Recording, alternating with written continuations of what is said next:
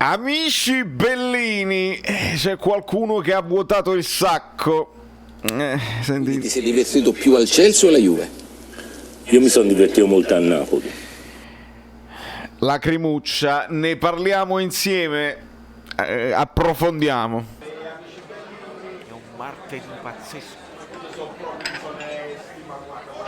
Rumori incredibili, rumori.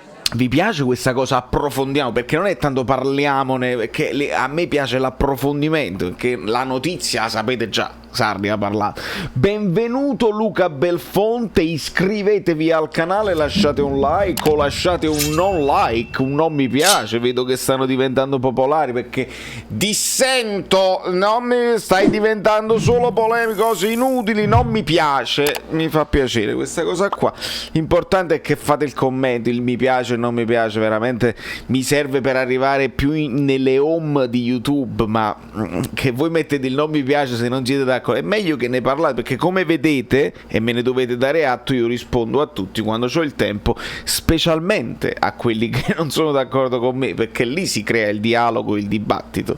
Voi siete convinti che non c'è niente di male nel fare l'imitazione del dialetto e delle cose. Io forse, e ne ho parlato anche con Salvatore, l'amico mio di Caffè Napoli di Facebook e di Instagram, probabilmente la sento anche più personale la cosa, perché sono un italiano all'estero, sono un napoletano a New York e quindi io vengo giudicato per il mio accento tutti i giorni e sono esposto al giudizio di chiunque, e forse sono un po' self-conscious al riguardo, nel senso che so che per qualcuno può essere ilare, può suscitare iralità, qualcuno lo può trovare anche sexy, non è detto, però a me questi sono argomenti che mi toccano, e se mi toccano mi triggerano, il trig a giro, il tipo a giro. Ma ha parlato il signor Sarri, veramente hanno parlato un po' tutti ieri, bisogna dire la verità. Oggi ci sarà la partita dell'Italia, io credo di non vederla live perché oramai è quasi scaramantico a questo punto, ma ci sarà l'approfondimento a fine partita sicuramente, se vi va, se vi pare. Ma ha parlato pure Mazzarri, ha parlato pure Gattuso. Gattuso poi è interessante questa cosa perché qualcuno mente. E questo è il punto anche di questo video, no? Il calcio è bugia, diceva Benitez. Qualcuno sta mentendo per la gola. L'accennino solo a Gattuso, perché Gattuso dice no, ma quello Mendes è solo un amico. Per anni abbiamo saputo che era il procuratore che gestiva le cose, adesso dice un amico. Rispondono quelli della Fiorentina, dice quando mai tu a commisso l'hai conosciuto, stai dicendo tutte bugie, ed entrambi continuano a dire no, c'è il patto di riservatezza, se lo vogliamo togliere parliamo. Stanno diventando un po' ridicoli un po' tutti, e Gattuso compreso in questa situazione qua, ma fa parte del passato, non ci interessa. Fa parte del passato anche Sarri, ma ritorna su certi argomenti che sono più attuali, perché un pochino negli ultimi mesi al Chelsea. E quella famosa stagione dei 91 punti, Inter-Juve te torni su un argomento è un argomento che se vuoi puoi anche fumare qui, l'errore c'è stato. Siccome ci deve essere un break, ti spiego Michele, qui ogni invece sono le sigarette, ci deve essere un break.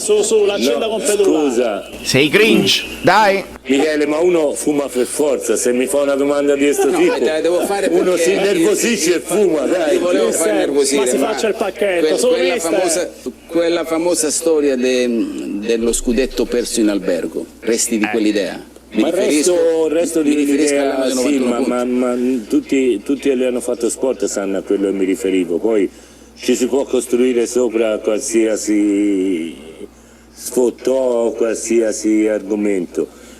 La realtà è che la squadra aveva visto uno spiraglio aperto e se l'è visto chiudere in 2 minuti. Chi ha vissuto quella notte in quell'albergo sa benissimo a quello mi riferisco.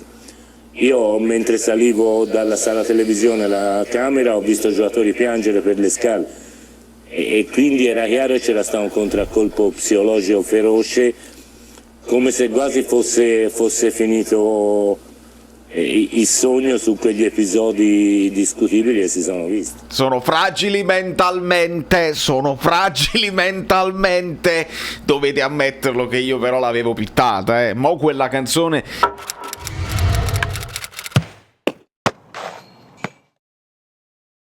probabilmente non invecchierà male, perché io parlo di tutti i giocatori, già per esempio chissà se Ospina sarà ancora lui di mattina, chissà se Maksimovic o Sasic continuerà a essere dei nostri, perché pare si sia pentito e non trova offerte che gli piacciono. Io resto, se mi volete, discorsi strani, ma sono fragili mentalmente. Se ti metti a piangere in albergo, allora due sono le cose, è un po' è colpa tua, perché vuol dire che poi queste cose te le porti. Io ripeto sempre che è una cosa che parte dalla società, perché certe cose si affrontano in società, e se ci sono delle problematiche individuali di giocatori o del gruppo, è la società che deve intervenire, capire, avere la sensibilità di capire. Ma lo stesso Sarri, se tu vedi che i giocatori piangono, li svegli e li mandi a fanculo, come spesso hai fatto, anche senza mezzi termini, come spesso lui ha fatto con Insigne. Insigne si deve stare zitto, Insigne non deve rompermi il cazzo, Insigne se ne può andare anche a fanculo, salvo poi oggi dire che il giocatore migliore italiano, eccetera eccetera. Sarri cambia spesso idea, diciamoci la verità, e voi mi dite nei commenti se credete a tutte le parole che dice Sarri, perché ricordiamoci che quando Sarri andò alla Juventus lui disse: no, quando mai io parlavo di maglie a strisce, quando parlavo delle maglie a strisce, rigori, intendevo il Milan, ero all'Empoli, tutte bugie, proprio bugie vere e proprie. Capisco che in quella situazione alla conferenza a Torino era complicata uscirsene, e quindi ha preferito mentire. Va bene mentire, ora dobbiamo capire se però quando ci dice che De Laurentiis l'ha telefonato, non abbiamo dubbi al riguardo perché ne abbiamo sentite di ogni, De Laurentiis ha telefonato a chiunque, compreso Spalletti, compreso Benitez, tutti, per sondare la disponibilità in corsa. Questo è quello che abbiamo capito. Dopodiché lui dice: non esiste proprio, non vengo, in corsa sicuramente no, e poi dice eventualmente, come ha detto a una serie di squadre, non solo al Napoli, se volete impostare un discorso ne parliamo a luglio. E quindi questo evidentemente non è avvenuto, a meno che insomma De Laurentiis non abbia deciso a prescindere Spalletti, perché sono tutte verità che non sapremo mai, o sapremo tra qualche anno, quando i milioni aumenteranno. Ho speso 45 milioni per comprare il Napoli, l'ingaggio sale a 200, ma questa è una polemica mia. Signori, mi dovete dire voi, sentiamola questa frase di Sarri. Tu puoi anche smentirci o smentirmi. A un certo punto a gennaio De Laurentiis ti chiama e ti chiede di tornare a Napoli. Tu mi puoi anche dire: non è vero, è una favola metropolitana, stai inventando una storia. Io ti dico quello che noi abbiamo raccontato. Perché non hai preso in considerazione il ritorno a Napoli? E quello ti ho detto prima, perché non avevo la certezza di poter essere molto utile in corsa, e perché non c'erano tanti presupposti. Poi, tutte le società che mi hanno cercato durante la stagione ho detto a tutti praticamente la stessa cosa, che la mia decisione per questa stagione era questa, ma che era a disposizione se loro volevano per parlarne a luglio. Una cosa vera, chiaramente non era una trattativa vera e propria, era una semplice informazione sulla disponibilità. Senti, io ti riporto indietro. Semplice informazione sulla disponibilità, ci dice lui. Ho ucciso una zanzara, nel frattempo gli animalisti mi perdoneranno, ma è morte tua, vita mia in questi casi.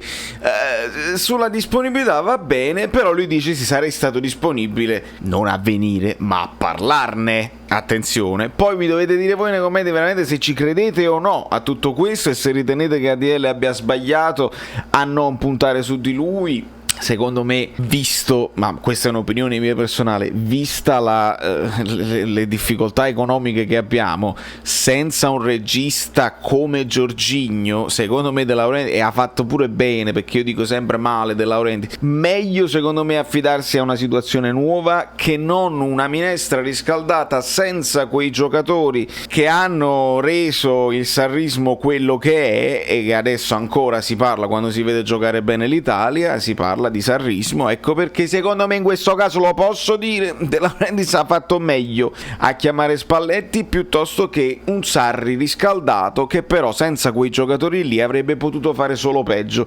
Quindi io non so non credo che Sarri avrebbe mai accettato un'offerta del Napoli concreta, non sappiamo se De Laurentiis effettivamente l'ha fatto, era solo un pourparlers, e quindi tutto si potrà tirare le somme a fine campionato. Se Sarri con la Lazio arriverà davanti al Napoli sarà uno sciorinare contro ADL, mi pare ovvio, e se invece Spalletti farà meglio si dirà comunque Spalletti out, ma almeno siamo arrivati davanti a Sarri. Questa è una situazione che ce la porteremo avanti finché Sarri allenerà in Italia, perché non c'è dubbio che ci ha lasciato dei ricordi forti, importanti, uno dei calci più belli mai visti in Europa, che però di difficile riproposizione, difficili da riproporre, perché devi avere tutto quello che funzionava, la città che ci crede, i giocatori al momento top della loro carriera, certi patti all'interno, il famoso patto all'interno dello spogliatoio, che però arrivato al momento decisivo siete fragili mentalmente e perdete 3-0 con la Fiorentina. Da New York, Valerio Fluido è tutto. Fatemi sapere se questa situazione di Sarri vi turba, vi disturba, vi lascia indifferente. Lo so, io vorrei parlare del Napoli, del futuro. Si sente poco, si fanno solo nomignoli di calciomercato. Speriamo bene di potervi dare novità al più presto, ma ci vediamo adesso per la partita dell'Italia, perché almeno ci togliamo una soddisfazione, oppure no. Vediamo quel ragazzo lì cosa fa. Quindi dobbiamo arrivare ai 10.000. Arriviamoci. Si deve cliccare sopra la cosa, così poi cliccate sulla campanella, poi vi iscrivete al canale Telegram, poi dovete praticamente fare Basta, sei cringe, quante cose. tutte le cose bellissime. Mi fai il Io caffè. mi ricordo come mi chiamo.